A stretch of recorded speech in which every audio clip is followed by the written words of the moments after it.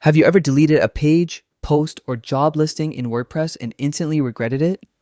Don't worry, today I'll show you exactly how to restore your content in just a few clicks, even if it seems gone for good. Follow along and you'll know this trick forever. First, open your browser and go to your WordPress site just like you normally would. Once the homepage loads, head to the top right corner and click the login option. If you see the choice to continue with Google, go ahead and click that. It's faster, secure, and WordPress will link you automatically. Choose the Google account that's connected to your site. If you manage multiple accounts, make sure you pick the right one so you end up in the correct dashboard. Once you're signed in, you'll land in your WordPress admin panel.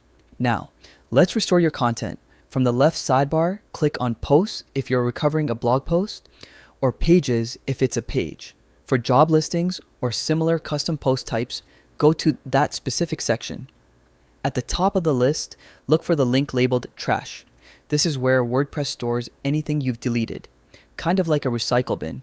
Click Trash and you'll see everything that was removed but not permanently deleted. Scroll through the list and find the page, post, or job you want back.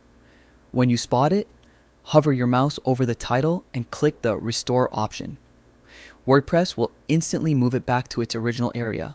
Once restored, head back to the main list to confirm it's there. You can open it, make edits, or publish it again just like before. If you don't see a trash option or the item is missing, it may have been permanently deleted.